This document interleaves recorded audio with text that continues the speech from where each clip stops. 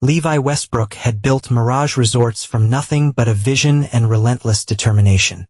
The son of a construction worker and a waitress from rural Nevada, Levi learned early that power was something you seized, not something you were given. At 16, he was working at construction sites, studying blueprints during lunch breaks. By 20, he saved enough to buy his first foreclosed property, a dilapidated motel on the outskirts of Las Vegas. He renovated it himself, working 18-hour days until his hands bled. "You'll kill yourself before you make it," his father had warned. "Then I'll die trying," Levi had replied, the desert dust clinging to his sweat-drenched shirt. Levi transformed that worn-down inn into the first Mirage Inn. 5 years and 12 properties later, he secured his first major investor. By 35, Mirage Resorts became the fastest-growing luxury hospitality brand in the country, with Levi's name whispered in boardrooms with equal parts respect and fear. The public knew little about Levi Westbrook. He stayed out of the spotlight, creating an enigma that only fueled speculation. Financial magazines called him the ghost developer, present everywhere, but seen nowhere. His properties bore the Mirage brand, never his name. It was a strategic choice, and anonymity was power. He met Audrey Baxter at a charity gala in Santa Barbara. She was the daughter of California real estate tycoon Preston Baxter, a competitor Levi had long admired. Audrey possessed a refined elegance that came from old money and exclusive education, the polish Levi knew he lacked despite his success. "You're the only man here who looks completely unimpressed by all this pomp," she said, approaching him on the terrace where he escaped the crowd. "I'm more impressed by what people build than what they inherit," he replied, not recognizing her yet. She laughed instead of taking offense. "Then you must be thoroughly unimpressed with me." Their courtship was swift, passionate. Audrey represented everything Levi had worked for. Acceptance into a world that had once seemed unreachable. Preston Baxter initially disapproved. Self-made men are unpredictable. He warned his daughter, "They have something to prove." Levi proved himself by expanding the Baxter portfolio through a strategic partnership. The marriage followed 6 months later, a calculated merger as much as a union of hearts. For 3 years, they appeared the perfect power couple. Levi continued his expansion, keeping his growing empire structured through shell companies and private holdings. Few connected the rising Mirage brand to him personally, a separation of identity that would later prove invaluable. Audrey brought connections, social standing, and a veneer of sophistication to their partnership. But beneath the surface, fault lines were forming. When pregnancy talk arose, Audrey hesitated. "I'm not ready to sacrifice my body or my freedom," she stated plainly. Levi, who'd grown up in a house too small for his dreams, had always envisioned a family. But he conceded, focusing instead on building his empire. That empire would become his legacy. By their 5th anniversary, the distance between them had grown palpable. Audrey spent more time at her family's Malibu compound than their penthouse. Her mother, Vivian Baxter, encouraged the separation. "He may have money now, dear, but he'll never truly be one of us," Vivian would say, not realizing her driver was one of Levi's most loyal employees. A man whose medical bills Levi had covered when no one else would help. Levi heard everything but said nothing. He learned long ago that information was currency, and he was accumulating wealth in more ways than one. The invitation to spend a week at the newly constructed Mirage Sapphire Cove Resort came from Audrey, which surprised Levi. They had not vacationed together in over a year. "Mother thinks we should present a united front for the summer season," Audrey explained over a rare dinner together. "The Baxters should be seen enjoying the best properties on the coast." Levi studied his wife's perfectly composed features, noting how she referred to the Baxter name, as though he did not share it.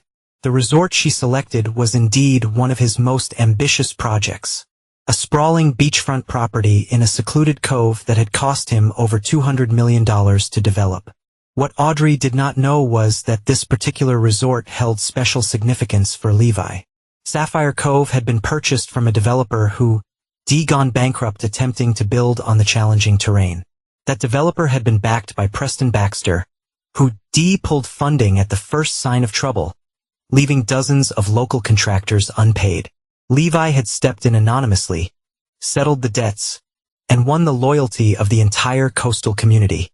He built the resort using those same contractors, paying them generously. "It's a beautiful property," Levi said carefully. "Your mother will approve." "She's bringing Reed," Audrey mentioned casually, referring to Reed Hammond, her mother's personal assistant. "He's been indispensable with Daddy's health declining." Reed Hammond. The name triggered a subtle tightening in Levi's chest. The man had appeared in Vivian's orbit 18 months earlier, suspiciously soon after Levi had declined to invest in a failing Baxter development. Reed was 35, impeccably dressed, and possessed the exact pedigree that Vivian found acceptable. He'd also been spotted with Audrey at private art showings when Levi was supposedly out of town. What the Baxters did not know was that Levi had built his empire by anticipating movements before they happened. His security team consisted of former intelligence operatives who monitored his interests with surgical precision. The reports on Audrey and Reed had been accumulating for months. Dinner reservations, hotel stays, text messages that never appeared on the phone bill Levi received. "Reed is always welcome," Levi said smoothly. "Will Preston be joining us?" Audrey's expression flickered with something. "Guilt, perhaps. Daddy's treatments make travel difficult. His doctors think it's better if he stays home." Another lie. Preston Baxter's cancer was in remission. His condition stable for the past 3 months. The man had been seen golfing just the previous weekend. "That's unfortunate," Levi responded. "I'll make sure the house is fully staffed for your mother's comfort." "Our house, darling," Audrey corrected with a practiced smile. "Sometimes you speak as if these properties are not part of our shared life." Levi reached for his wine glass. Force of habit from spending too much time in boardrooms. "Of course it's our house." But it was not. None of it was. The careful legal architecture of Levi's empire ensured that while Audrey believed their prenuptial agreement covered his assets, she had signed documents pertaining only to the public-facing portions of his wealth, perhaps 30% of the actual empire. The rest existed in structures so complex that only Levi and his most trusted advisors understood the full picture. 2 nights before the planned vacation, Levi received a call from Dominic Russo, his head of security. "Mr. Westbrook, there's been unusual activity you should be aware of." Mrs. Westbrook accessed the family's safe deposit box yesterday. She removed several items, including the blue file. The blue file contained the only hard copies of their prenuptial agreements and property deeds that Audrey had access to. "Any other movements?" Levi asked, his voice betraying nothing. "She met with Gerald Winters for lunch." Gerald Winters was one of the most aggressive divorce attorneys in California. "I see," Levi said. "Implement contingency protocol Sierra and Dominic, make sure our arrangements at Sapphire Cove are precisely as we discussed." "It's south all in place, sir. The staff has been briefed. Operation Tidepool is ready." When Levi hung up, he stood at his office window, overlooking the city lights. He had built his life, expecting every structure to eventually reveal its flaws. Nothing lasted forever. Not buildings, not empires, not marriages. The only question was whether you controlled the demolition or became collateral damage. He opened his safe and removed a small thumb drive labeled Endgame. Everything was in motion now. The Sapphire Cove Resort sprawled across 50 acres of prime coastal real estate, its modernist architecture seeming to emerge organically from the cliffside. Floor-to-ceiling windows captured panoramic ocean views, while reflecting pools mirrored the sky, creating an illusion of boundless blue from every angle. Their motorcade arrived with the orchestrated precision of a diplomatic entourage. Audrey had insisted they travel separately, she with her mother and Reed Hammond in the lead car, Levi following with his executive assistant and security detail. The resort's general manager, Teresa Vega, greeted them at the private entrance with a carefully calibrated display of deference. "Mrs. Westbrook, Mrs. Baxter, welcome to Sapphire Cove," she said, focusing her attention on Audrey and Vivian. We re-honored to have you with us. Vivian Baxter, a stately woman with silver hair and cold eyes, surveyed the lobby with practiced criticism. The design is adequate, though I would have suggested more traditional elements. These modern monstrosities often age poorly. Teresa's smile never wavered. We value your expert opinion, Mrs. Baxter. Perhaps you'd like to speak with our design team during your stay? Levi watched the interaction with detached interest. Teresa was one of his most loyal employees, a woman who had started as a housekeeper at his first property and now ran his flagship resort. She knew exactly who signed her generous checks, and it was not the Baxter family. We'd like to freshen up, Audrey announced. I assume we in the main house. Of course, Teresa replied. The presidential villa has been prepared according to your specifications. Mr. Westbrook, we've arranged your accommodation in the executive suite in the north wing as requested. This detail, the separate accommodations, seemed to surprise Audrey momentarily before she composed herself. That would not be necessary. My husband will be staying with us in the villa. Levi stepped forward. Actually, I'll take the suite. I have calls scheduled with our Singapore team that will run late. I would not want to disturb anyone. The presidential villa occupied the entire top floor of the central building. At 10,000 square feet with 6 bedrooms, it was designed for visiting dignitaries and celebrities seeking absolute privacy. What Audrey did not know was that Levi had personally overseen its construction, including the installation of state-of-the-art security and monitoring systems. After settling in, they gathered on the Villa South Main Terrace for drinks. Reed Hammond moved with the comfort of someone familiar with luxury surroundings, positioning himself subtly between Audrey and her mother. To family, Vivian proposed a toast, her eyes darting meaningfully toward Levi. And to knowing where one belongs. To family, they echoed. As the evening progressed, more guests arrived, Audrey's college friends Charlotte and Thomas Livingston, Vivian's younger sister Patricia and her husband Gerald, and, to Levi's carefully concealed surprise, Simon Reed, a junior partner at Gerald Winter's law firm. The dinner conversation flowed with practiced ease, touching on safe subjects, charity events, travel plans, the latest exhibition at the Getty. But underneath ran currents of tension.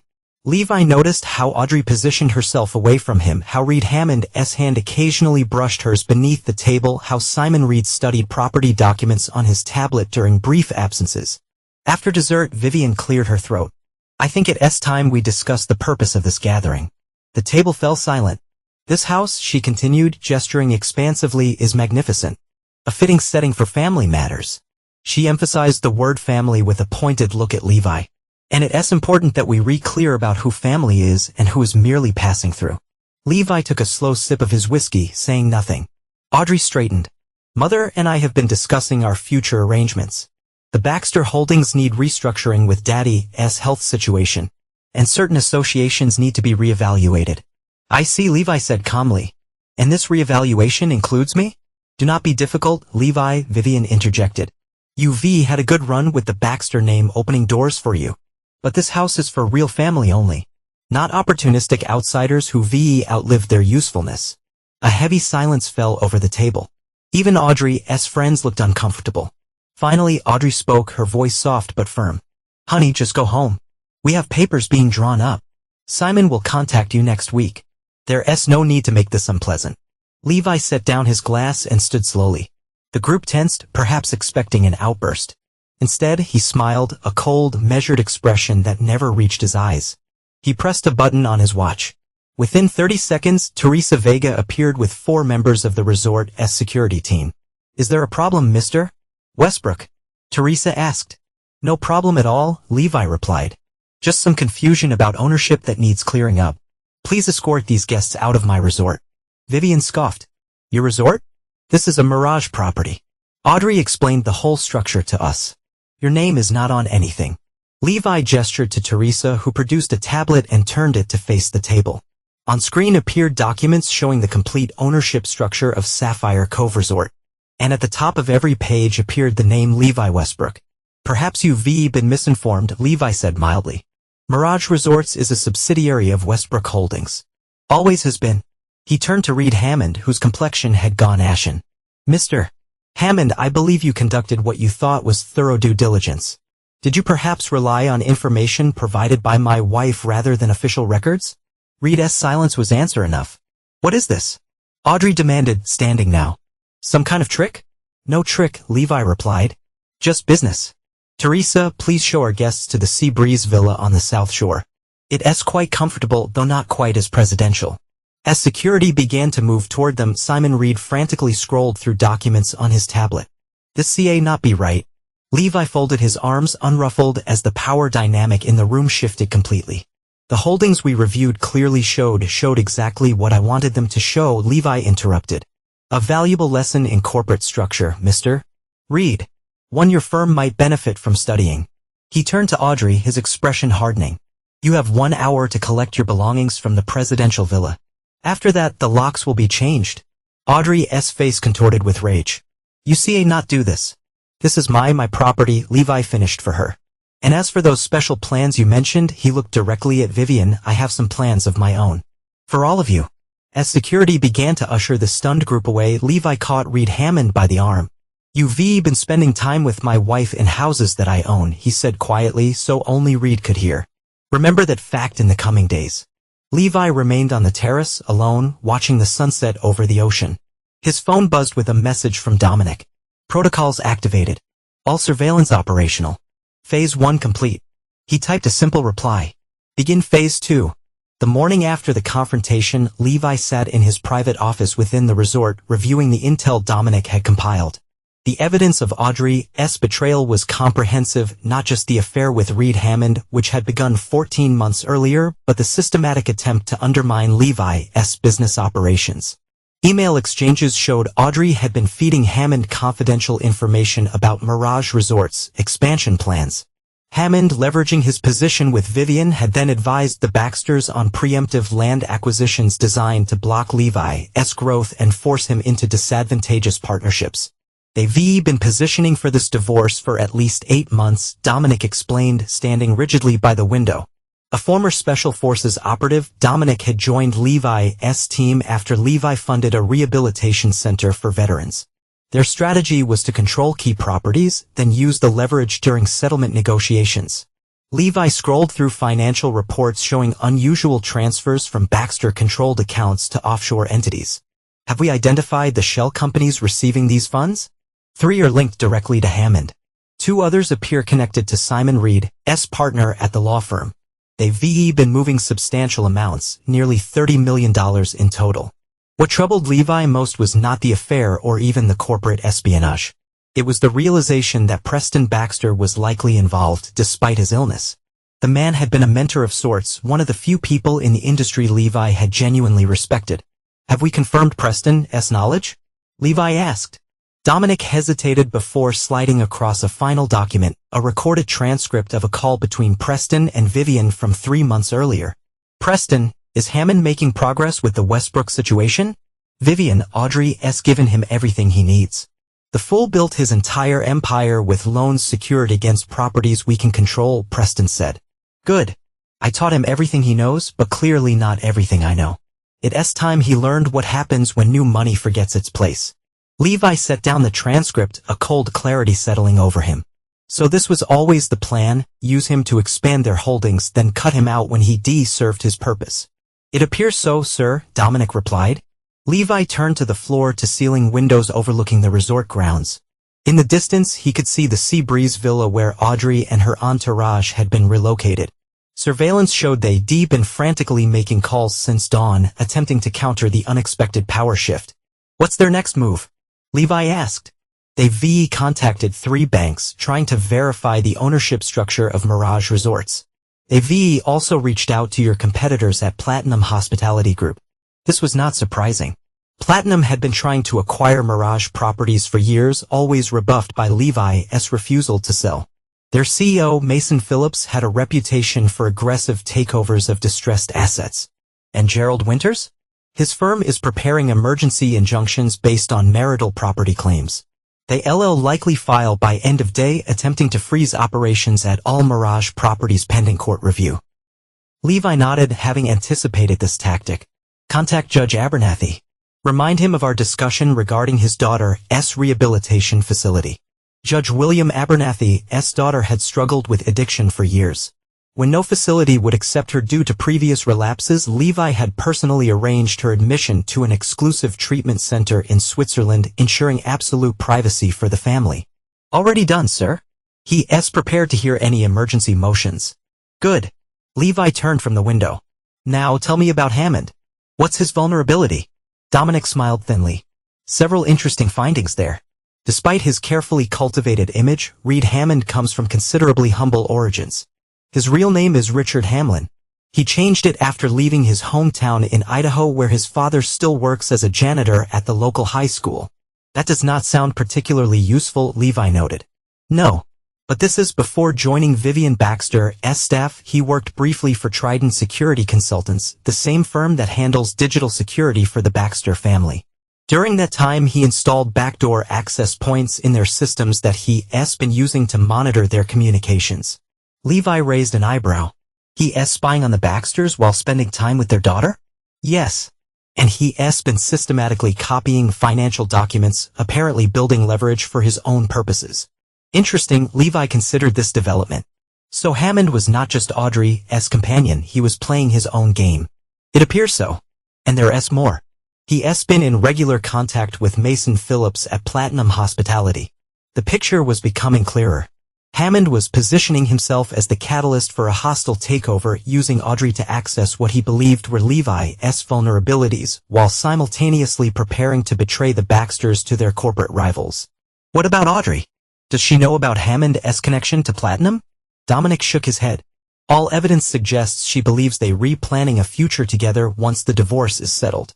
She's transferred nearly $2 million to accounts he controls. Levi absorbed this information silently.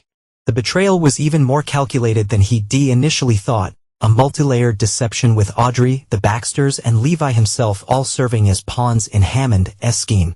Sir, Dominic said quietly, there's one more thing you should know.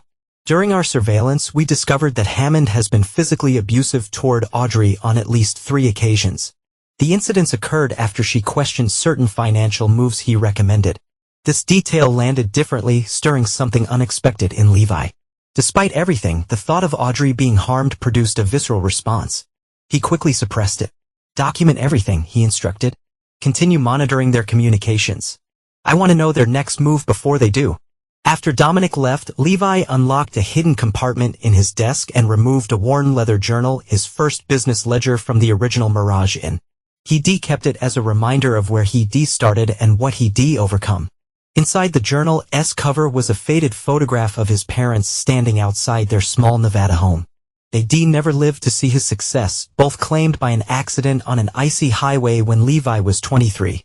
Their only legacy had been their unwavering belief in him and the work ethic they instilled. You were right, Dad, Levi murmured to the photograph. Trust is a luxury I not afford. He closed the journal and returned it to its hiding place. Then he opened his laptop and initiated a sequence of commands that would activate financial protocols established years earlier, precisely for a scenario like this. Operation Undertow had begun. 3 days after relocating Audrey and her entourage to the Seabreeze Villa, Levi arranged a meeting with Teresa Vega at the resort's southmost isolated dining terrace.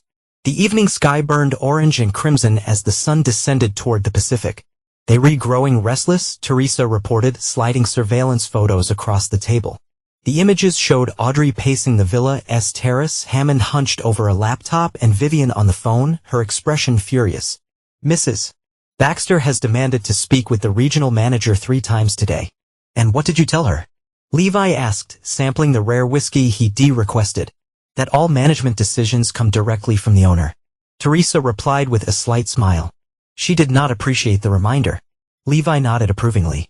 Teresa had been with him since the beginning, one of the few people who knew the full extent of his contingency planning.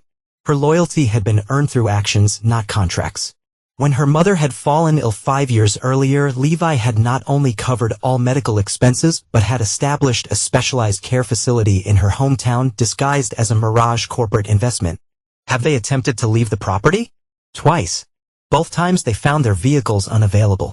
The first time, their cars mysteriously developed electrical problems. The second time, a sudden road closure for emergency maintenance blocked the only exit route. Their electronic communications? Levi inquired. Limited to what we allow, Teresa confirmed.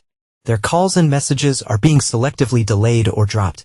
Nothing critical enough to raise suspicions of deliberate interference, but enough to create frustration and isolation. This strategic isolation was critical to Levi's plan.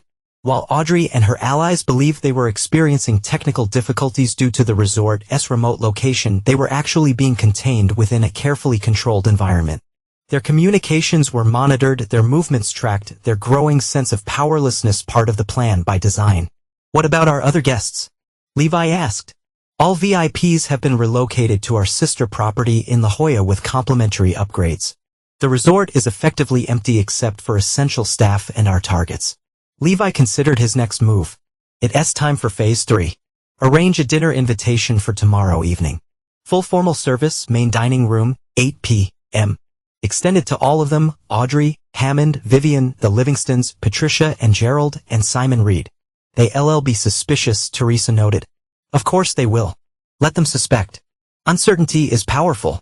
After Teresa departed, Levi made a secure call to his contact at First Continental Bank, one of the primary lenders to the Baxter real estate portfolio. "Martin, it's time to implement our discussed measures on the Baxter accounts." Martin Foster had been a fraternity brother of Preston Baxter at Yale. He'd also been passed over for promotion 3 times due to Preston's influence, creating a resentment that Levi had carefully cultivated over the years. "The compliance team has completed their review," Martin replied formally. "Given the suspicious transaction patterns, we're reinitiating a 60-day freeze on all Baxter-controlled business accounts, pending further investigation." "The timing is unfortunate," Levi commented with false sympathy. "Yes, especially with those loan payments coming due next week. Without access to operating accounts, they'll technically be in default by Monday." This was the first domino in a sequence Levi had arranged years earlier. Everything was falling into place. The Baxter empire, while substantial, was heavily leveraged, a fact that Preston had always disguised through complex financial engineering. One missed payment would trigger cross-default provisions across their entire portfolio. "Keep me informed of any developments," Levi said before ending the call. His next call was to Catherine Zhao, CEO of New Century Holdings, a Chinese investment conglomerate seeking entry into premium U.S. hospitality markets. "Ms. Zhao, this is Levi Westbrook. I believe my team discussed a potential opportunity regarding the Baxter properties in Malibu and Palm Springs." "Mr. Westbrook," Catherine responded with interest. "Yes, your representative mentioned potential distressed assets becoming available. We're very interested, particularly in the oceanfront parcels. I've just received information that the properties may be coming to market sooner than anticipated. If you could have your acquisition team ready to move quickly, say, within the next 72 hours, there might be an opportunity for preferential terms." After finalizing arrangements with Catherine, Levi contacted 6 other strategic investors, each unaware of the others, each positioned to acquire specific pieces of the Baxter portfolio once the defaults began.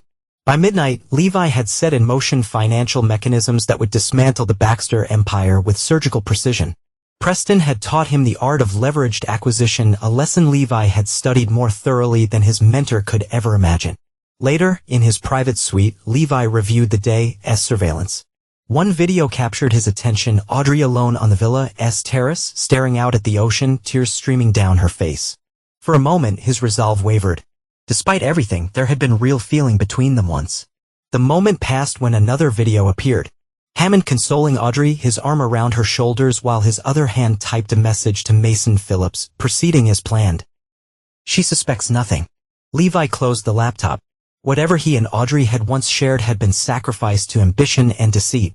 Now only the architecture of vengeance remained, a structure he had designed with the same meticulous attention he gave his resorts. Tomorrow's dinner would begin the final phase. Not just retribution, but complete decimation. The main dining room of Sapphire Cove Resort had been transformed for the evening's performance. Crystal chandeliers cast a warm glow over the single extended table, positioned to maximize the dramatic ocean backdrop. White orchids and blue hydrangeas created an elegant centerpiece, while silver service gleamed against crisp linen. At precisely 7:55 p.m., Levi entered through the private door behind what would be his seat at the head of the table. He wore a custom Tom Ford tuxedo, not his usual attire, but appropriate for the role he would play tonight. This was theater as much as business. Teresa appeared at his side, ready for his next directive. "They re-approaching, sir?" "Mrs. Westbrook initially refused the invitation, but Mr. Hammond convinced her to attend. And our special arrangements? All in place. Chef has prepared the menu exactly as specified, with the dietary accommodations for Mrs. Baxter's shellfish allergy. The service staff has been briefed on the timeline. Excellent. Levi smoothed his jacket. And our other guest? Arriving separately through the service entrance as requested. He'll be positioned in the observation room until you signal. At 8 p.m. Precisely, the double doors opened. Audrey entered first, stunning in a black Dior gown that Levi recognized from their anniversary celebration the previous year. Her posture projected confidence, but the tension around her eyes revealed her unease. Hammond followed closely, too closely for mere professional association, in a tuxedo that fit imperfectly across the shoulders. Vivian Baxter maintained a regal bearing despite the circumstances, while the others, the Livingstons, Patricia and Gerald, Simon Reed, moved with the awkward energy of supporting players unsure of their role in the unfolding drama. Good evening, Levi greeted them with practiced warmth. Thank you for accepting my invitation. As if we had a choice, Vivian replied icily. Your staff made it clear that our cooperation would determine when we might leave this gilded prison. Levi smiled. A misunderstanding, I am sure. Please, take your seats. We have much to discuss over dinner. The seating arrangement had been carefully planned. Levi at the head, Audrey to his right, Hammond beside her, Vivian at the far end. The others filled in between, strategically separated to minimize alliance building during the meal. As the first course arrived, a delicate sea bass crudo, Levi raised his glass. To clarity he offered as a toast. May this evening bring understanding to all of us. The group exchanged uncertain glances before reluctantly raising their glasses. Throughout the appetizer and soup courses, Levi kept the conversation deliberately light, discussing resort architecture, the challenges of coastal development, and the upcoming season in Aspen. His guests responded with caution, waiting for the trap they sensed but could not identify. The tension broke when the main course arrived and Audrey set down her fork with deliberate force. Enough games, Levi. Why are we here? What do you want? Levi dabbed his lips with his napkin before responding. Direct as always, Audrey. Very well. I wanted to congratulate you all on a well-executed plan. Truly impressive in its ambition. Confused glances circulated around the table. The systematic gathering of intelligence on my operations, Levi continued conversationally. The positioning of assets to block my expansion. The careful preparation for what you believed would be a devastating divorce settlement.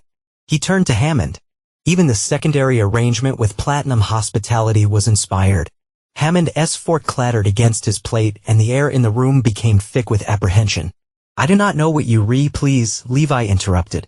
Let us not insult each other's intelligence. I've read your emails to Mason Phillips. Quite thorough your assessments of Mirage's vulnerabilities.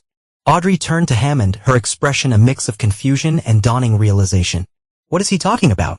What arrangement with Platinum? Hammond's face hardened as he reached for his water glass. He's bluffing, trying to turn us against each other. Levi gestured to Teresa, who approached with a tablet. Perhaps some visual aids would help. She placed the tablet before Audrey, displaying a series of email exchanges between Hammond and Mason Phillips dating back 18 months before Hammond had even met Audrey. Target acquired, read the first message. Proximity to A established. Will provide regular updates on W holdings as they become available. Audrey scrolled through the correspondence, her complexion paling with each message. The final email, dated just 2 days earlier, was the most damning. Once divorce proceedings begin, we'll have 30 to 45 days to move on primary assets before other creditors mobilize. A remains unaware of our arrangement. Proportion of settlement can be managed as discussed. Read. Audrey's voice was barely audible. What is this? Hammond's expression shifted from denial to calculation. Obviously fabricated. Westbrook is desperate. Perhaps you'd prefer the audio recordings, Levi suggested mildly. Or the video from the Platinum corporate retreat in Scottsdale last month.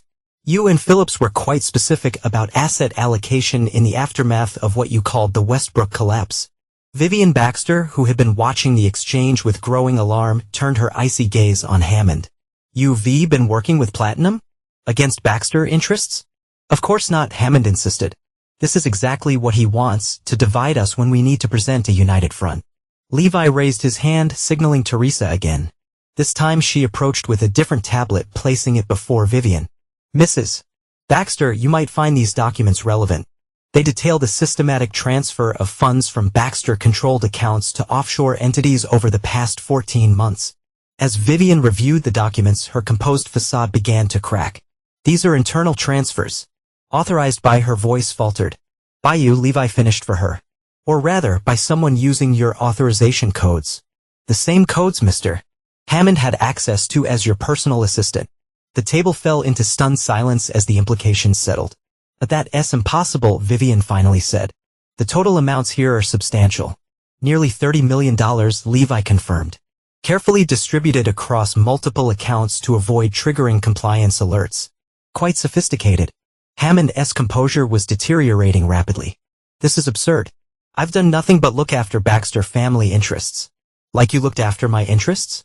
Levi replied, his tone calm but unyielding. The room held its breath, the weight of betrayal almost tangible. Audrey asked, her voice gaining strength as shock gave way to anger. Was anything real, Reed? Or was I just your access point to Levi's business? Before Hammond could respond, Simon Reed cleared his throat nervously.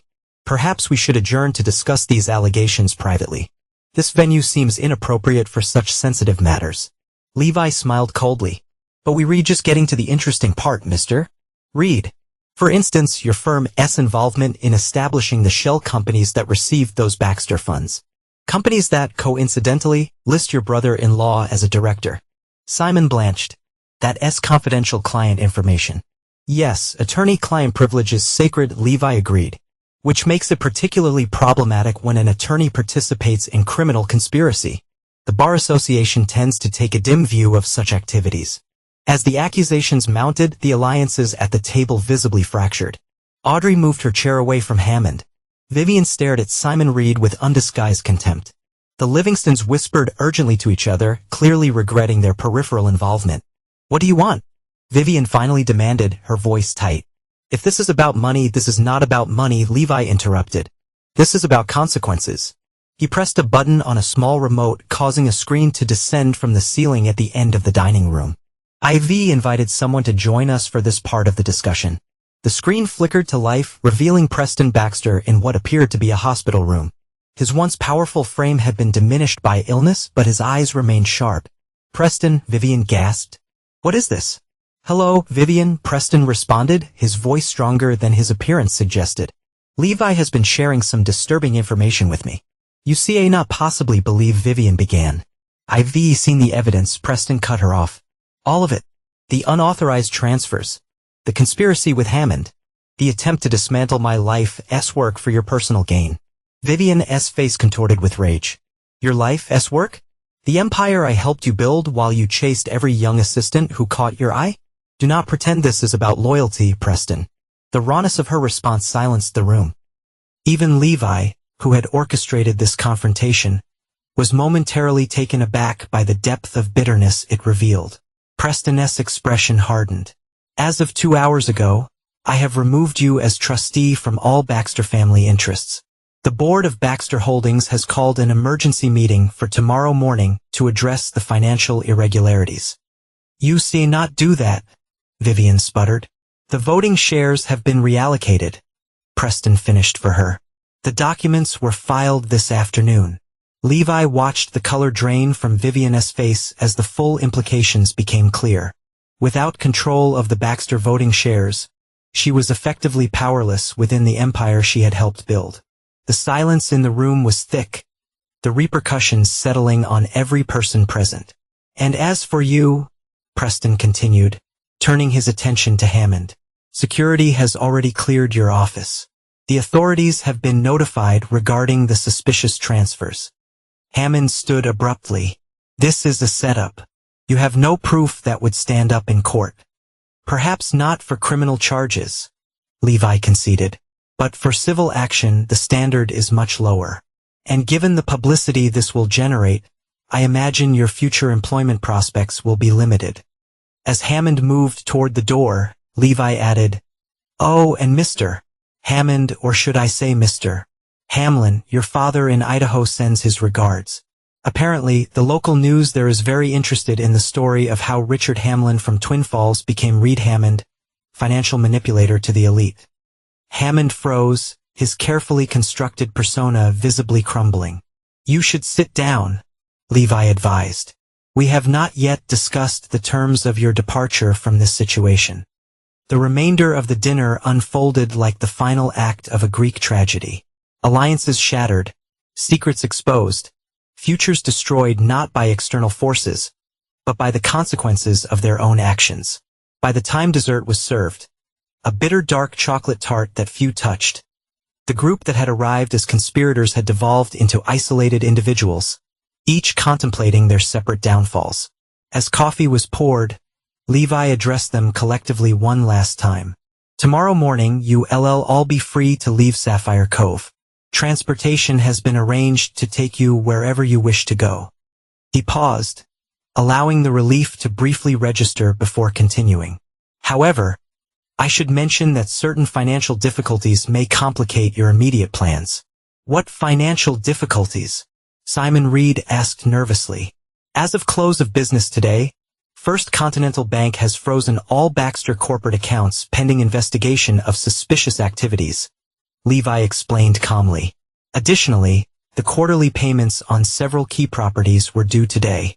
Without access to operating accounts, those loans are now technically in default." The implication hung in the air like poison gas. The Baxter empire operated on precisely timed cash flows between numerous entities. One missed payment could trigger a cascade of cross defaults. "That's impossible," Vivian whispered. "The payments are automated." "Systems can be so unreliable," Levi remarked with false sympathy, "especially when they being audited for potential fraud." As the devastating reality settled over the table, Levi stood. "Thank you all for a most illuminating evening. Teresa will see you back to your accommodations." Before leaving, he paused beside Audrey, who sat motionless, staring at nothing. "For what it's worth," he said quietly, "I believe you were as much a pawn as I was intended to be. That does not excuse your choices, but it may explain them."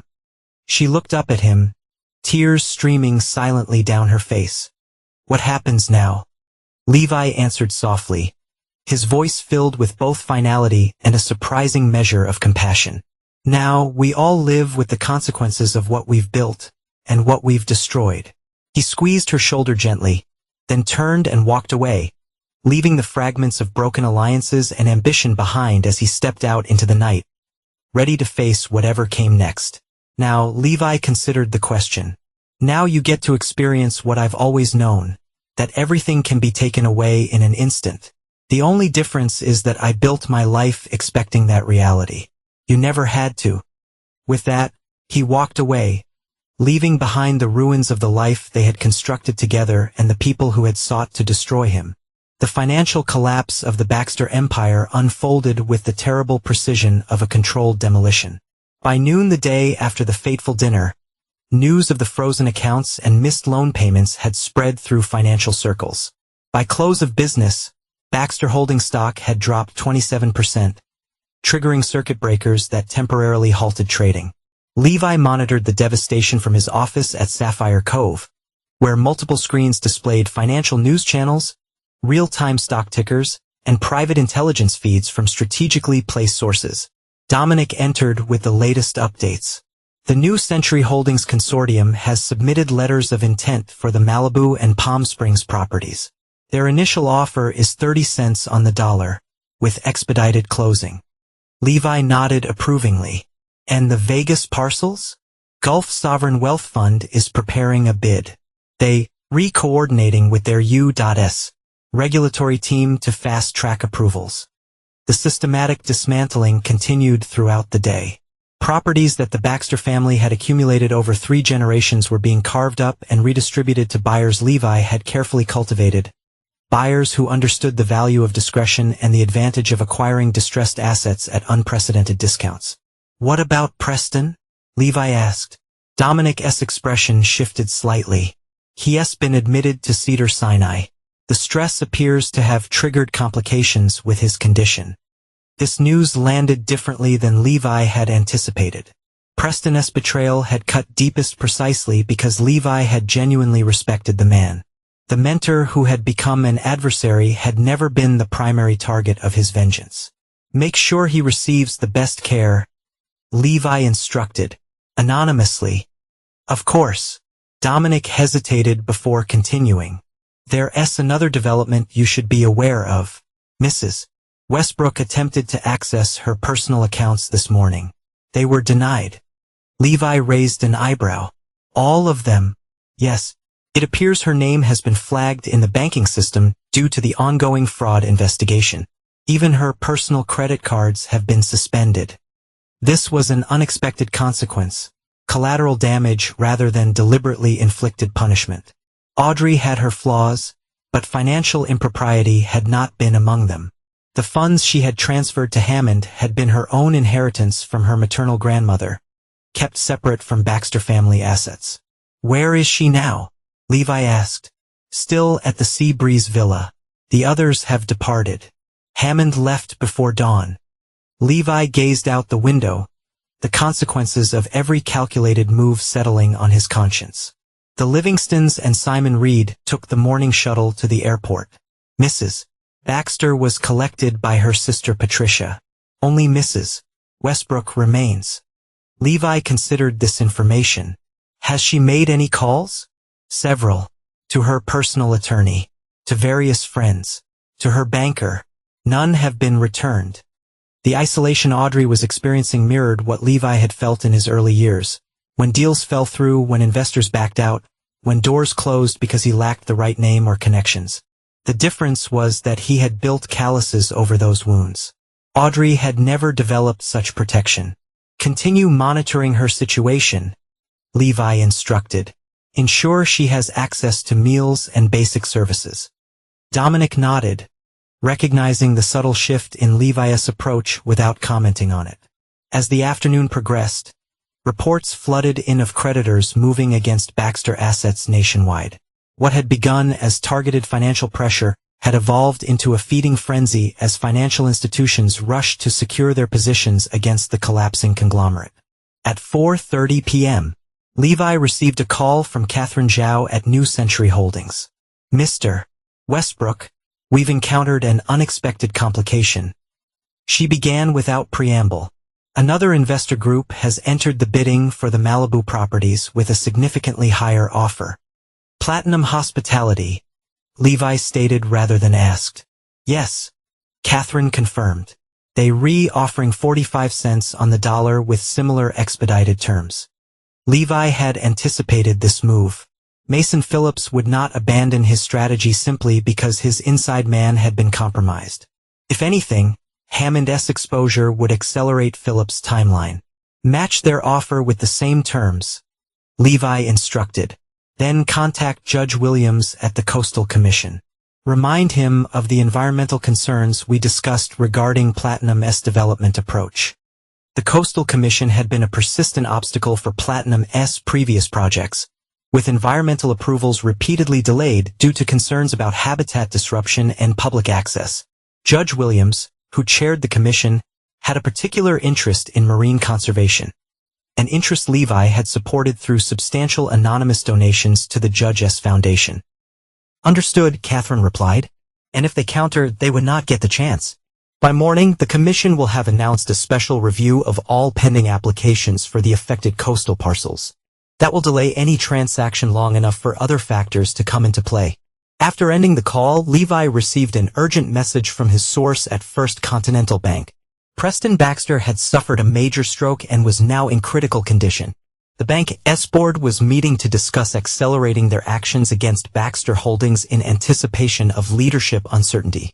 The situation was evolving faster than even Levi had planned. Every decision made now would have lasting effects for all involved. What he had envisioned as a controlled implosion was becoming a chaotic collapse that threatened to destroy more than just his enemies.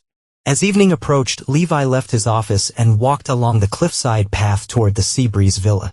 The setting sun painted the ocean in shades of fire, a fitting backdrop for the day's events. He found Audrey sitting alone on the villa's terrace, a half-empty bottle of wine beside her. She wore jeans and a simple blouse, a striking contrast to her usual tailored perfection. Her hair was pulled back carelessly and her face was bare of makeup. She did not look up as he approached. Come to survey the wreckage? She asked, her voice hollow. To check if there are survivors, Levi replied, taking the seat across from her. There are not. She took another sip of wine. My father had a stroke. Did you know that? Of course you did. You probably timed it perfectly. That was not part of the plan, Levi said truthfully. Audrey laughed bitterly. There's always a plan with you, Levi. Always 10 steps ahead. Contingencies for every possibility. She finally looked at him directly. When did you stop trusting me? Or did you ever? The question carried more weight than she likely intended. Levi considered his response carefully. I trusted you with my heart, he finally said. Just not with my survival. There's a difference. And now, are you satisfied? The mighty Baxters brought low, my mother disgraced, my father dying, me penniless and abandoned. Penniless is an exaggeration, Levi noted. Your grandmother's trust is unaffected by all this. It's held separately from Baxter assets. Audrey looked surprised. How did you? She stopped, shaking her head. Of course you knew about that too. I know that you transferred a significant portion of those funds to Hammond. That was unwise, but the remainder is still secure. Once the banking flags are cleared, you'll have access again. Why are you telling me this? Because this was never about destroying you, Audrey. It was about consequences for choices made. She studied him with new intensity. What happens to Hammond? And Platinum? Hammond is currently on a private jet to an undisclosed location courtesy of Mason Phillips. By morning, Phillips will have realized that Hammond's usefulness has expired. After that, Levi shrugged, the world can be unkind to men without resources or allies. And my mother? Vivian will survive. She always does. Though her social position may be somewhat diminished when the details emerge. They sat in silence as darkness fell over the ocean. Staff appeared to light the terrace lanterns, moving with practiced discretion. I loved you once, Audrey said suddenly, her voice soft but honest. Before everything became about power and position. Before my mother convinced me you'd always see me as your ticket into a world that would never truly accept you. And I loved you, Levi acknowledged. Before I realized I was just another acquisition for the Baxter portfolio.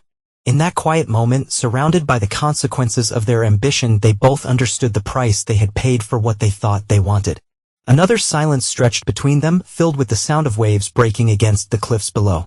What do I do now? Audrey finally asked, vulnerability breaking through her composed exterior. Levi considered her question. Despite everything, part of him still responded to her pain. But he had learned long ago that compassion could be as dangerous as trust when misplaced. You rebuild, he said simply. Like I did. Every time a deal collapsed or an investor backed out or a property was lost. You start again with whatever foundation remains. He stood to leave, then paused. Your car has been returned to operational status. Your personal accounts should be accessible by tomorrow. The coastal highway has been cleared of construction. Audrey looked up at him, understanding the message. She was no longer being contained. Is this mercy, Levi? No, he replied honestly. Just recognition that some debts have been paid in full. As he walked away from the villa, Levi felt a complex mixture of emotions, satisfaction at the precision of his retribution, regret for what might have been in another reality, and a cold clarity about what still remained to be done. The Baxter empire was falling, but Mason Phillips and Platinum Hospitality still posed a threat. And Reed Hammond, despite his current desperation, remained a dangerous adversary with nothing left to lose. The final act was yet to be played. The coastal fog rolled in during the pre-dawn hours, shrouding Sapphire Cove in a spectral mist. Levi stood on the balcony of the presidential villa, watching as the resort's lights created halos in the thick air. His phone vibrated with an encrypted message from Dominic. Eagle landing. ETA 20 minutes. Eagle was their code for Mason Phillips, CEO of Platinum Hospitality and the architect of the failed scheme to dismantle Mirage Resorts. Phillips' private jet had filed a flight plan to San Diego just after midnight, an unexpected development that Levi's intelligence network had immediately flagged. Is Hammond with him? Levi texted back. Negative. Hammond was dropped in Phoenix. Current location unknown. This was concerning. Hammond operating independently introduced an unpredictable element. But Phillips' sudden appearance presented an opportunity Levi had not anticipated, a chance to accelerate the final phase of his strategy. Prepare the marina suite for our guest, Levi instructed. Full surveillance, all protocols active. 20 minutes later, a black Range Rover passed through the resort as security gate. Surveillance cameras tracked its progress to the main entrance, where Mason Phillips emerged alone. The man moved with the confident swagger of someone accustomed to power. Tall, athletically built, with the practiced smile of a corporate predator. Teresa greeted him with professional courtesy. Mr. Phillips, welcome to Sapphire Cove. We were not expecting you until later this week. Change of plans, Phillips replied dismissively. She led him inside, her expression professionally neutral as the next phase of Levi's meticulously calculated endgame began to unfold. I need to speak with Westbrook immediately. Of course, Mr. Westbrook has been notified of your arrival and suggests you get settled first. The Marina suite has been prepared for you. Phillips frowned at this deflection but followed Teresa toward the elevator. Fine, but tell him I expect to meet within the hour. We have urgent business to discuss. Once Phillips was installed in the suite, Levi reviewed the surveillance feed with Dominic in the security control room. He came alone, Levi observed. No legal team, no advisors. That's unusual for acquisition discussions. Perhaps this is more of a reconnaissance mission, Dominic suggested. Testing your position after the Baxter situation or offering a deal he does not want witnessed, Levi countered. What's the status on Hammond? Dominic pulled up another screen showing travel records. Last confirmed sighting was at Phoenix Sky Harbor at 2:13 a.m. He withdrew $5,000 cash from an ATM, then disappeared. He has not used his phone or credit card since. He's running, Levi concluded. But from Phillips or from us? Possibly both. The information we released about his real identity and background would make him toxic to Phillips now. No value as an inside man when everyone knows who and what he is. Levi considered the implications. Yet Phillips still came here personally immediately after dropping Hammond. Why the urgency? Before Dominic could respond, the surveillance feed from the Marina suite showed Phillips making a call on what appeared to be a burner phone, not the corporate device he'd been using earlier. Can we intercept? Dominic shook his head. Not without physical access to that specific device. It's not connecting through our systems. They watched as Phillips spoke briefly, then destroyed the phone, removing the battery and SIM card, breaking them separately before flushing the pieces. That's not standard corporate procedure, Dominic noted dryly. No, Levi agreed. That's the behavior of someone with something significant to hide. He checked his watch. I think it's time we welcomed Mr. Phillips properly. Have Teresa bring him to the Cliffside Conference Room in 15 minutes. The Cliffside Conference Room occupied a spectacular position on the resort's most dramatic overlook. 3 walls of glass created the illusion of floating above the Pacific, while state-of-the-art security features ensured absolute privacy. It was where Levi conducted his most sensitive negotiations and where every conversation was recorded from multiple concealed locations. Phillips arrived prompt to the minute, dressed in a fresh suit despite the early hour. His expression registered appreciation for the dramatic setting before settling into practiced neutrality. Impressive location, Westbrook, he commented, declining the offered coffee. Though I imagine the construction challenges were substantial. Nothing worthwhile comes easily, Levi replied, studying his opponent. He leaned forward slightly, ready for the final negotiation. Phillips had the flush of a man running on adrenaline and ambition rather than sleep. What brings you to Sapphire Cove with such urgency, Mason? I do not recall having a meeting scheduled. Phillips smiled thinly. Circumstances change. I assumed you want to discuss the Baxter situation directly, given our mutual interests. Mutual interests? Levi raised an eyebrow. That's an interesting characterization considering your collaboration with Hammond to undermine my position. If Phillips was surprised by this direct acknowledgement, he did not show it. Business is business, Levi. Hammond approached us with information. We evaluated its potential utility. Nothing personal. Corporate espionage rarely is, Levi agreed mildly. Though using my wife as an access point did add a certain personal dimension. Phillips waved this aside. Ancient history now. The landscape has changed significantly in the past 48 hours. I'm here to discuss moving forward, not looking backward. Forward to what exactly? A strategic partnership. Phillips leaned forward, his expression turning serious. The Baxter empire is collapsing. Their properties will be liquidated at fire sale prices. Between Mirage and Platinum, we could control the most valuable assets on both coasts. Levi studied Phillips with genuine curiosity. You proposing we collaborate after you attempted to orchestrate my financial destruction? I'm proposing we recognize reality, Phillips countered. The Baxters are finished. Preston's in critical condition, Vivian's facing potential fraud charges, and the vultures are circling their portfolio. You've won that battle decisively. And Hammond? Where does he fit in this new partnership? A flicker of something annoyance, perhaps concern, crossed Phillips' face. Hammond is no longer a factor. His usefulness ended with his exposure. Yet you personally escorted him to Phoenix on your private jet just hours ago, Levi noted. Quite considerate treatment for a disposable asset. Phillips paused, clearly reassessing the extent of Levi's intelligence gathering. A courtesy to a former associate, he said finally. Nothing more. The conversation was interrupted by a discreet knock. Teresa entered with an envelope which she handed to Levi. This just arrived by courier, sir. Marked urgent. Levi opened the envelope and scanned its contents, his expression revealing nothing. Thank you, Teresa. Please prepare the conference call system. I'll need to connect with our Singapore team in 20 minutes. After Teresa departed, Levi returned his attention to Phillips. Interesting timing. It seems the Coastal Commission has just announced an emergency review of all development applications for the former Baxter properties. Something about environmental concerns requiring heightened scrutiny. Phillips could not fully mask his reaction. A tightening around the eyes, a subtle tension in his shoulders, bureaucratic delay tactics. It would not affect the underlying transactions. Perhaps not, Levi replied, his voice steady, but as you know, speed is often the difference between profit and loss in these situations. But it will extend the timeline significantly. Environmental reviews can take months, even years, during which financing costs accumulate, market conditions change. Levi left the implications hanging. Phillips abandoned his casual posture, leaning forward aggressively. Let us cut through the charade, Westbrook. You orchestrated this review just like you orchestrated the banking freeze on Baxter accounts. You reblocking our acquisition because you want those properties for yourself. I'm simply exercising appropriate caution regarding valuable assets, Levi replied evenly. As any prudent businessman would. That's nonsense, Phillips snapped. This is personal now. First Hammond, now this. Levi's expression hardened. You made it personal when you targeted my wife and my company. Did you really think there would not be consequences? Phillips stood abruptly. This is not over. You may have won this round, but what? Levi interrupted, remaining seated. You'll try another approach. Perhaps another inside man.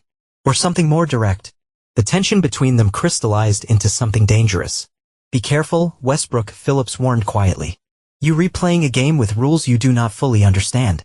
On the contrary, Levi replied. I understand perfectly that there are no rules. Only winners and losers. And you, Mason, are not accustomed to losing. Phillips stared at him for a long moment before turning to leave. At the door he paused. You should check on your wife. I hear she's having a difficult time adjusting to her new circumstances. The implied threat hung in the air as Phillips departed. Levi immediately contacted Dominic. Where's Audrey? Still at Seabreeze Villa. No movement since last night. Visual confirmation? Checking now. There was a pause before Dominic continued, his voice suddenly alert. Security feed shows the villa appears empty. Last confirmed visual was at 23:42 last night. Send a team immediately, Levi ordered, already moving toward the door. And locate Hammond. Phillips' threat was not random. 15 minutes later, Levi arrived at the Seabreeze Villa to find Dominic coordinating a security team. The villa showed no signs of struggle or forced entry, but Audrey was nowhere to be found. Her phone remained on the nightstand. Her purse was on the counter. Only her car was missing from the garage. Traffic cameras? Levi asked. Nothing yet, Dominic reported.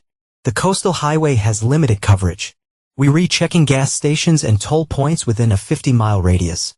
As they continued to search, Levi received an encrypted message from an unknown number. When opened, it displayed a photo of Audrey in what appeared to be a motel room, looking frightened but unharmed. The message below was simple: exchange terms to follow. Stay available. Levi showed the message to Dominic. Trace it. Already working on it. Preliminary location shows somewhere near San Bernardino, but it's being routed through multiple servers. Hammond, Levi concluded, his mind racing as the final confrontation dawned. This is why Phillips dropped him in Phoenix. Not to dispose of him, but to position him for this move. But why involve Mrs. Westbrook now? Dominic asked. The Baxter assets are already in play. Levi's expression darkened as the pieces fell into place. Because this is not about the assets anymore. It's about something Hammond took from the Baxters that Phillips needs, something important enough to risk a kidnapping. They returned to the security center where Levi reviewed all surveillance footage of Hammond during his time at Sapphire Cove. One interaction stood out, a brief conversation with Vivian Baxter in a secluded corner of the garden the day before the confrontational dinner. Vivian had handed Hammond a small object that he quickly pocketed. Enhance and stabilize that section, Levi instructed the technician. The enhanced image revealed what appeared to be a small hardware key, similar to those used for secure digital vaults. The Baxter encryption key, Levi realized. It would grant access to all their secure financial data, authentication codes, offshore account details, everything needed to access hidden assets. Which explains Philip's urgency, Dominic concluded. If he can access those accounts before the banks freeze them completely, he could siphon hundreds of millions before anyone realizes, Levi finished. And Hammond is using Audrey as leverage to negotiate his position with Phillips. Another message arrived, Keystone Motel, room 114, San Bernardino. Come alone with $5 million cash equivalent. 3 hours. No police. Levi showed Dominic the message. Prepare the helicopter. And contact Judge Abernathy. We need his assistance for what comes next. 3 hours later, Levi arrived at the Keystone Motel, a dingy, 2-story structure off the interstate. Instead of the requested cash, he carried a briefcase containing very different contents. 2 unmarked vehicles were positioned strategically in the parking lot, containing Dominic and his team. Room 114 was on the ground floor, its curtains drawn. Levi knocked precisely 3 times. The door opened a crack, revealing Hammond's tense face. Show me the money first, Hammond demanded. Let me see Audrey, Levi countered. Hammond hesitated, then opened the door wider. Audrey sat on the bed, her hands bound with zip ties, a bruise forming on her cheek. Her eyes widened at the sight of Levi. I'm sorry, she whispered. He was waiting in the garage. It's all right, Levi assured her, then turned to Hammond. You've made a serious miscalculation, Richard. Hammond flinched at the use of his real name. Just give me the money. Then you can take her and go. That's not how this ends, Levi said calmly. The police are outside. So is my security team. The motel is surrounded. Hammond's expression contorted with desperation. He pulled out a gun, pointing it shakily at Audrey. You lying. I checked for tails, not police cars. Judge Abernathy signed the warrant personally an hour ago. The officers are in unmarked vehicles.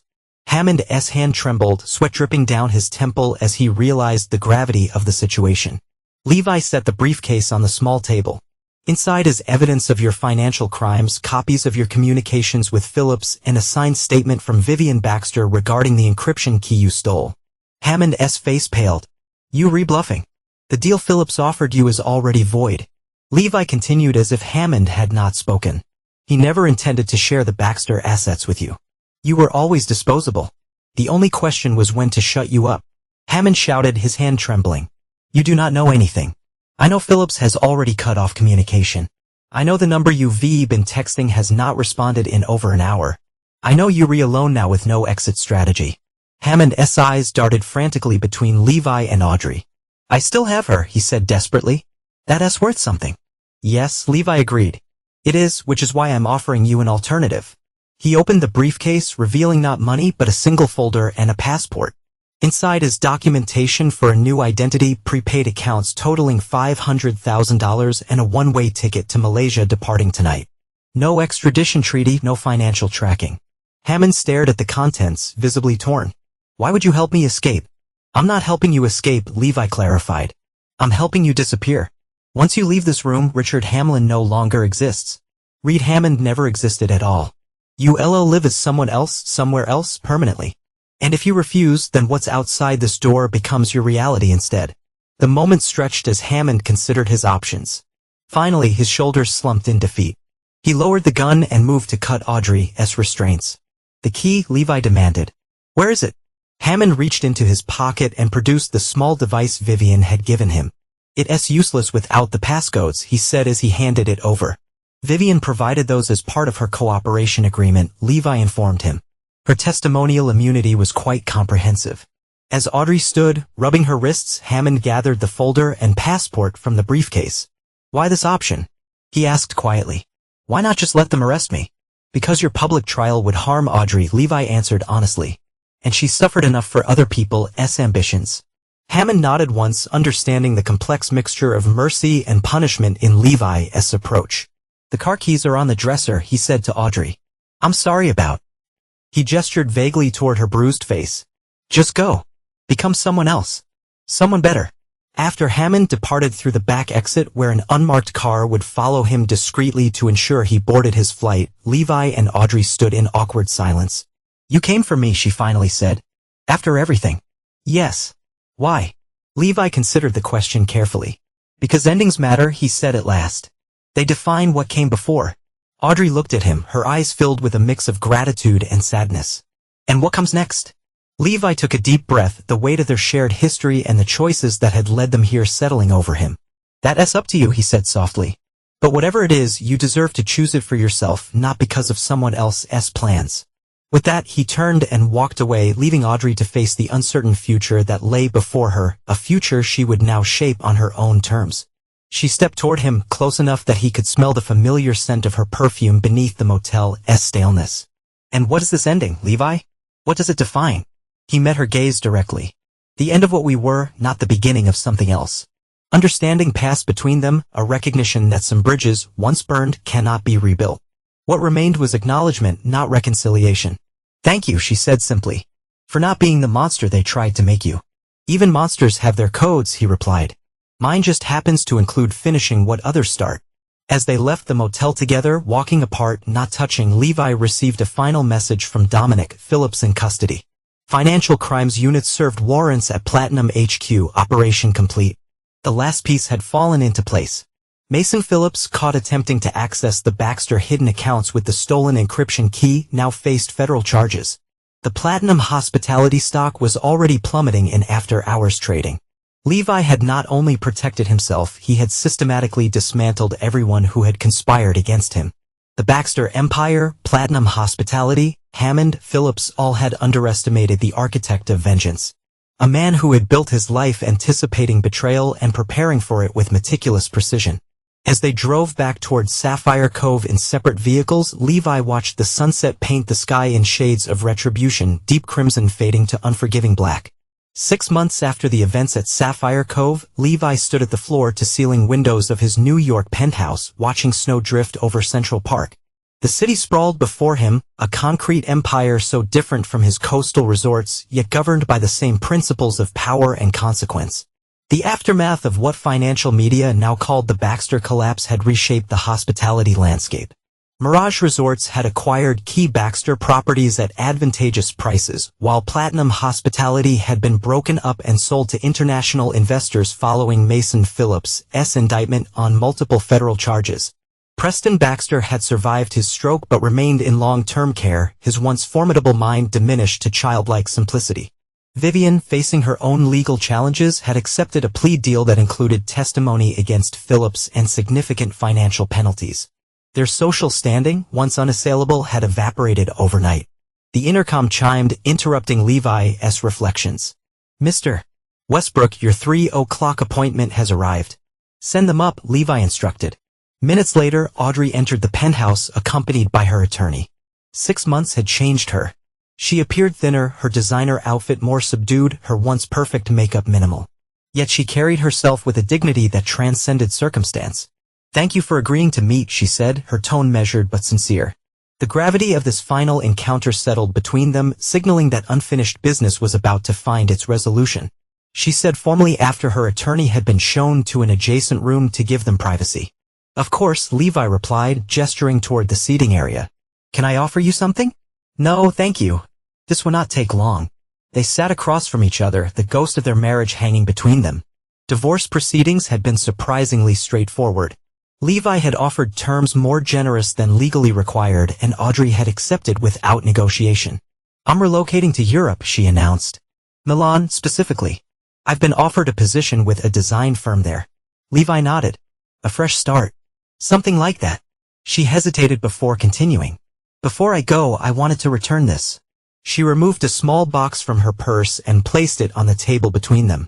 Inside was her engagement ring, a rare blue diamond that Levi had specially commissioned. "This belongs to you," she said. It never felt right keeping it. Levi studied the ring without touching it. "Consider it part of your settlement. Sell it if you need additional resources for your new life." "I do not want anything else from you, Levi." The divorce settlement was more than fair. The directness of her statement hung in the air between them. "Have you heard from Hammond?" Levi asked, changing the subject. Audrey shook her head. "No. Has he surfaced?" There were rumors of someone matching his description in Kuala Lumpur briefly, but nothing since. He appears to have taken the disappearing act seriously. And Phillips facing 20 years minimum. His cooperation agreement was not nearly as advantageous as Vivian's. Audrey absorbed this information silently. My father is being moved to a specialized facility in Switzerland next month, she finally said. The doctors say the change might stimulate some cognitive improvement. I heard. The facility has an excellent reputation. She looked at him sharply. You've been keeping tabs on us. Information is still currency, Levi replied simply. A silence fell between them. Not entirely uncomfortable, but weighted with unspoken recognitions. Was any of it real? Audrey finally asked. Us, I mean. Or was I always just a strategic acquisition? The question cut closer than Levi expected. It was real, he answered honestly. Until it was not. When did it change for you? When did it change for you, he countered. Audrey considered the question with surprising candor. When my mother convinced me you would never belong in our world. That eventually you'd resent me for what I represented. Old money. Established power. Everything you had to fight for. And you believed her. I let myself believe her, Audrey corrected. Because it was easier than acknowledging that I was jealous of your success. Success you achieved without the advantages I'd taken for granted my entire life. The admission surprised him. In all their years together, Audrey had never acknowledged this underlying current in their relationship. For what it's worth, she continued, her voice quiet but sincere, I did love you in my own way even if I never learned how to show it right. Hammond was a mistake born from that insecurity. I convinced myself he understood both worlds, that he could bridge what I saw as a growing gap between us. When in reality, he understood neither, Levi observed, just how to exploit the insecurities in both. Audrey nodded, a sad smile touching her lips. We were both manipulated by someone who saw our weaknesses more clearly than we saw each other's. The honesty of the moment created a curious intimacy, not romantic or reconciliatory, but a shared recognition of mutual blindness. I did not come here seeking forgiveness, Audrey said after a moment. Or offering it for that matter. What happened not be undone or absolved. No, Levi agreed. It's not. But I wanted you to know that I understand now why you built your life the way you did. Why you created layers of protection that even I could not penetrate. The world taught you lessons I was privileged enough to ignore. Levi considered her words carefully. We all build fortresses against our particular fears, Audrey. Mine were just more literal than most. She stood, signaling the end of their meeting. Goodbye, Levi. I hope you find what you're looking for. As she moved toward the door, Levi remained seated. What makes you think I'm still looking for something? Audrey paused, turning back with unexpected insight. Because you won. Completely. You destroyed everyone who betrayed you. You expanded your empire. You emerged stronger than before. She met his gaze directly. And yet you were still alone in this tower, watching the world from a safe distance. The observation landed with uncomfortable precision. Levi said nothing as Audrey departed, leaving him with the ring on the table and the snow falling silently beyond the glass. Later that evening, Levi received a call from Dominic. Sir, we've received confirmation on the Hammond situation. Go ahead. Malaysian authorities found a body matching his biometrics in a hotel room in Penang. Apparent suicide, though there are inconsistencies in the scene. Phillips reaches longer than we anticipated, Levi concluded. Any connection traceable to him? Nothing direct. The local investigation is being handled as a routine overdose. Ensure the family is notified discreetly, Levi instructed, and arrange appropriate financial support for Hammond's father in Idaho. Already done, sir. After ending the call, Levi poured himself a measure of rare whiskey and returned to the window. The city lights blurred through the falling snow, creating an illusion of stars falling to earth. In the reflection of the glass, he could see the solitary figure he presented. Exactly as Audrey had described. His phone buzzed with a message from Teresa. Sapphire Cove expansion approved unanimously by Coastal Commission. Construction can begin immediately. Another victory. Another expansion. Another step in building an empire designed to withstand any attack. Yet Audrey's words echoed uncomfortably in the silent room as Levi stood, surrounded by everything he had built, and wondered what was left to build it for. You were still alone in this tower, watching the world from a safe distance. Levi set down his glass and made a decision. He contacted his pilot to prepare the jet, then instructed his assistant to clear his schedule for the next week. Revenge had been necessary, a matter of survival as much as justice. But survival alone was no longer sufficient. The fortresses he had built to protect himself had become barriers to something else. something he had forgotten to value during his relentless pursuit of security.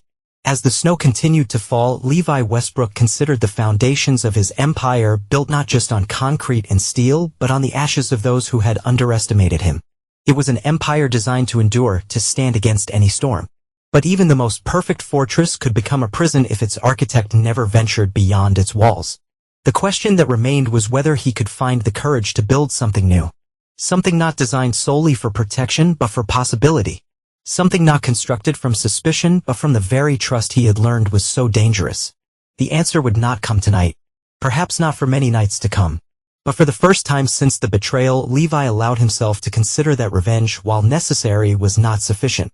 That destroying what threatened him was not the same as creating what might sustain him. As he prepared to leave the tower that had become both his triumph and his isolation, Levi left the engagement ring on the table, a glittering remnant of a connection that had failed not because loving was impossible, but because it required a vulnerability neither of them had been prepared to risk. The empire remained. The architect endured. And the foundations, built from both triumph and ash, awaited whatever he might choose to construct upon them next.